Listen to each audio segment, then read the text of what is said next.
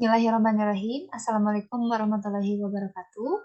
Saat ini saya akan mempresentasikan penelitian saya di SD Negeri 3 Kartajaya, kelas 6, sebagai tugas UAS Keterampilan Sosial Sekolah Dasar dengan dosen pengampu Medita Ayu Wulandari MPD. Perkenalkan, nama saya Ingga Rosarini dengan NIM 220602889, kelas B4 Crossing 2022 PGSD IKIP Siliwangi. Saat ini saya akan mempresentasikan tentang hasil analisis saya mengenai analisis SWOT, yaitu Strength, Weakness, Opportunity, dan Threat. Kemudian ada rancangan kegiatan pembelajaran, ada video micro-teaching, dan hasil analisis micro-teaching di kelas. Yang pertama, analisis SWOT. Analisis Strength. Berdasarkan hasil pengamatan yang dilakukan di kelas 6 SD Negeri 3 Kartajaya, pembiasaan keterampilan sosial yang diterapkan yakni pembiasaan di mana ketika pembelajaran sedang berlangsung dan teori sedang dikemukakan oleh guru di depan kelas, di setiap paparan atau di sela materi yang sedang berlangsung, anak diajak untuk berdiskusi bersama dan mengemukakan pendapatnya. Oleh guru, anak dipilih secara acak atau ditunjuk untuk mengemukakan pendapatnya tersebut. Pembiasaan yang pertama ini, di mana anak diajak untuk berani mengemukakan pendapatnya atau self-esteem, di mana kepercayaan diri ini akan muncul akibat adanya kepercayaan pada dirinya sendiri. Nah, kepercayaan diri ini wajib dibangun dari hal kecil yang mereka ungkapkan. Kemudian, guru memperluas diskusi dengan bertanya kepada anak lain. Anak lain ini diajak untuk menunggu giliran dalam mengemukakan pendapat tersebut atau disebut juga taking turns. Jika jalannya diskusi sudah tercipta, maka anak yang sudah menciptakan suasana positivity ini dan taking turn ini merupakan salah satu keterampilan sosial yang harus dicapai dan dimiliki. Karakter yang dibangun juga akan muncul sikap memahami orang lain, seperti disiplin, empati, mendengarkan pendapat orang lain, kesabaran, dan juga menghargai orang lain. Kemudian ada analisis strength yang lain, yaitu jalannya diskusi ini bisa mengungkapkan pendapat mereka yang dibangun oleh setiap murid, di mana mereka dapat meyakini diri mereka sendiri bahwa pendapat mereka akan dihargai. Kekuatan kelas pada guru dan siswa terkait pembiasaan keterampilan proses sosial yang terjadi di mana selama proses pembelajaran, guru dan murid bekerja sama membangun sikap-sikap penanaman keterampilan sosial yang digunakan sehari-hari di kelas agar output yang diharapkan akan terbiasa hal-hal sosial yang akan dibangun. Kemudian ada analisis weakness. Pada hasil pengamatan mengenai kelemahan atau analisis weakness ini terjadi pada siswa dalam pembelajaran yang sedang berlangsung di kelas, menunjukkan bahwa adanya beberapa anak yang memiliki kelemahan seperti pesimis dalam menyampaikan pendapatnya. Ketika guru menunjuk seorang siswa untuk mengungkapkan pendapatnya, dan terlihat siswa itu kurang percaya diri dan menganggap bahwa pendapatnya akan salah, bahwa kemudian jika pendapatnya salah itu beberapa teman yang kelas yang lain itu cenderung akan memojokkan anak tersebut. Nah, maka yang terjadi peserta didik menjadi kurang percaya akan dirinya sendiri, ketidakpercayaan tersebut juga timbul, akan kesulitan membuat keputusan dan juga bersosialisasi. Adapun beberapa kelemahan lain, ketika jalannya diskusi sedang berlangsung, ada seorang anak yang, berprestasi atau lebih unggul dibanding kelas-kelas yang lain dibanding anak-anak yang lain, seperti juara kelas 1, juara ranking 1 dari kelas 1 sampai kelas 5. Nah, anak juara kelas ini sering dijadikan, bandingan anak yang lain, maka atau sering diandalkan oleh anak-anak yang lain, maka anak yang lain itu cenderung, tidak kurang dalam berpendapat karena melibatkan anak yang lebih pintar saja untuk berpendapat. Nah, menyerahkan ketergantungan siswa ini kepada yang lain itu mengakibatkan kurangnya self esteem siswa dalam pembelajaran di kelas 6. Kemudian ada analisis opportunity. Peluang atau opportunity yang dapat dikembangkan guru sebagai upaya melatih dan meningkatkan keterampilan sosial adalah dengan memberikan apresiasi atau pujian kepada anak atas pekerjaan mereka. Memberikan reward atau hadiah jika berhasil menjawab kuis dan pertanyaan-pertanyaan yang diberikan. Atau selalu memberikan motivasi untuk terus berusaha atas pekerjaan mereka. Juga dapat memberikan kepercayaan penuh kepada murid atas proses belajar yang dikerjakan, baik itu hasilnya baik atau buruk.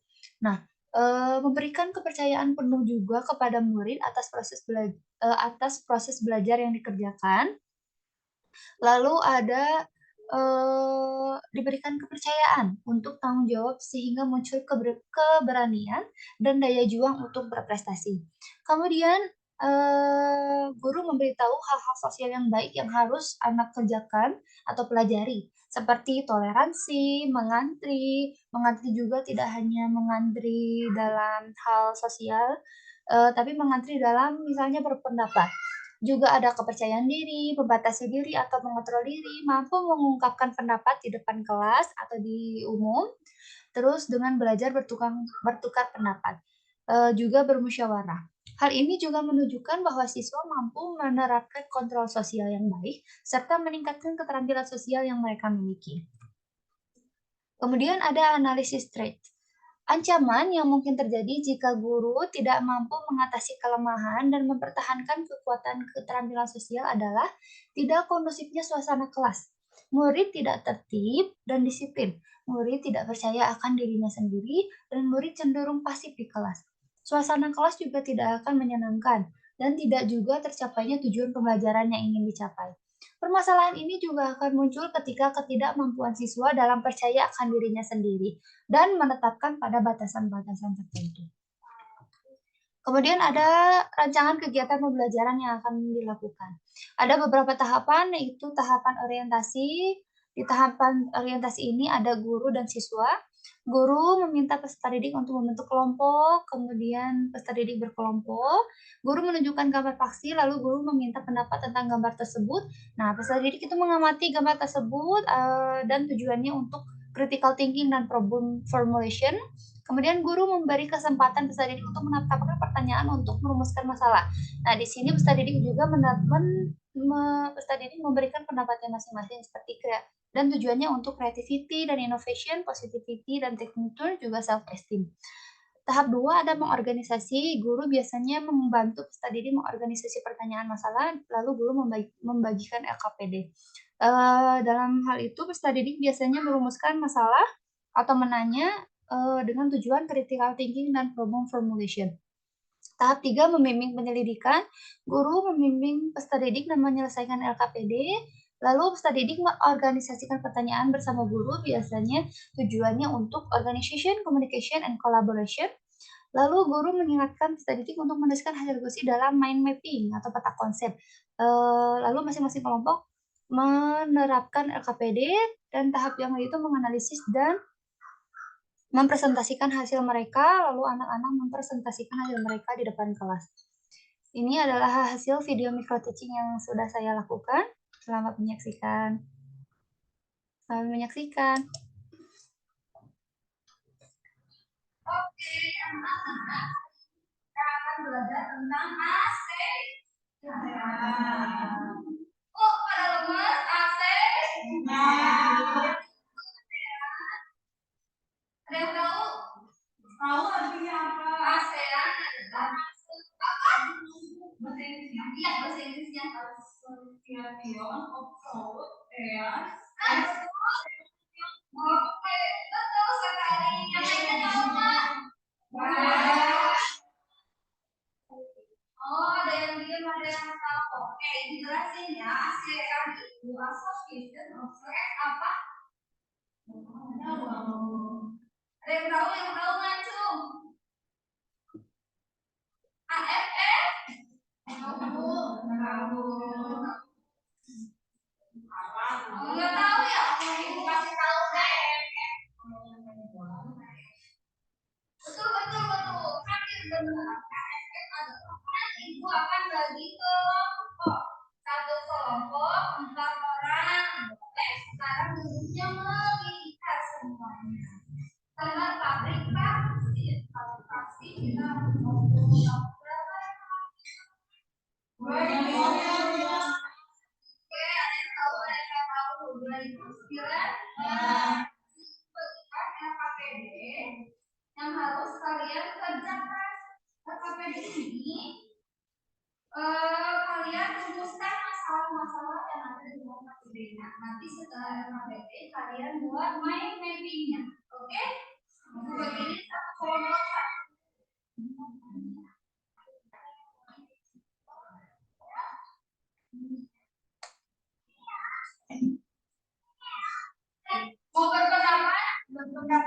yang tadi pabrik vaksin sama bapak-bapak penasehat.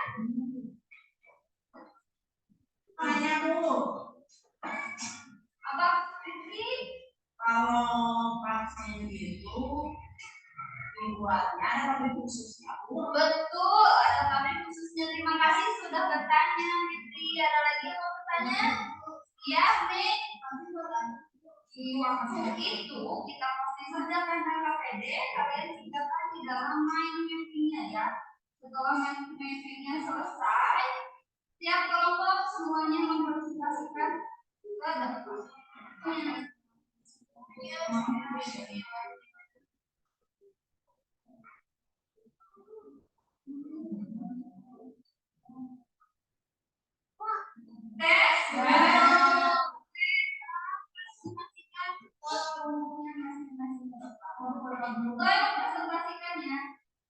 Baik. Assalamualaikum warahmatullahi wabarakatuh. Kami dari kelompok 1 akan mencoba mempresentasikan hasil dari kelompok 1. Yang pertama, bisa baca. Kami akan membahas mengenai peran dan posisi Indonesia di bidang ekonomi dalam ruang lingkup ASEAN. Yang pertama adalah peserta dalam masyarakat ekonomi. Dan yang sama-sama yang lain. Sama yang kedua, peran dan posisi Indonesia di bidang ekonomi dan ASEAN itu menjadi pendiri dan anggota organisasi APTA yang selanjutnya menjadi salah satu pelaku ekspor dan impor barang.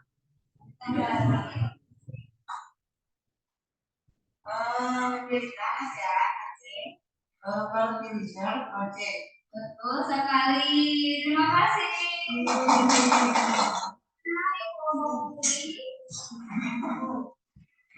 Assalamualaikum warahmatullahi wabarakatuh.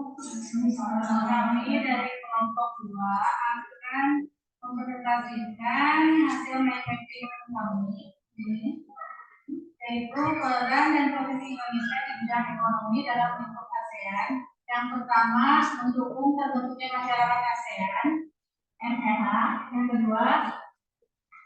Yang kedua, ikut serta berperan dalam lumbung padi ASEAN.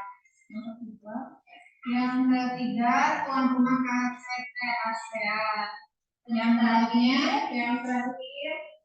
ikut serta berperan dalam padi ASEAN. Oke, yang terakhir ini ya betul. Ikut serta dalam melakukan kerjasama di sektor industri. Oke, ada yang mau bertanya kelompok ini? Oke, sektor industri. Bu Nafik boleh menjawab. Baik, itu adalah video micro teaching saya. Kemudian saya akan mempresentasikan hasil analisis dari micro teaching tersebut. Berdasarkan hasil analisis SWOT dan pelajaran yang dilakukan, maka dapat diambil kesimpulan bahwa untuk mengatasi kelemahan, kepercayaan diri, dan kontrol diri mereka dilakukan dengan cara anak diberikan motivasi untuk terus merasa dirinya berharga dan percaya diri. Anak juga diberikan apresiasi, pujian, juga reward karena akan memunculkan rasa dihargai oleh orang lain. Hasil analisis pembelajaran yang dilakukan pun untuk meningkatkan kepercayaan diri anak, diberikan dorongan untuk menjawab dan berargumen. Mereka juga diajak saling bertukar pertanyaan atau bertukar pendapat dengan memberikan pemantik. Menempatkan taking turns yang tepat pada jalannya diskusi, dan pada saat presentasi juga penting. Anak yang kurang akan bersosialisasi akan diajak untuk berbicara.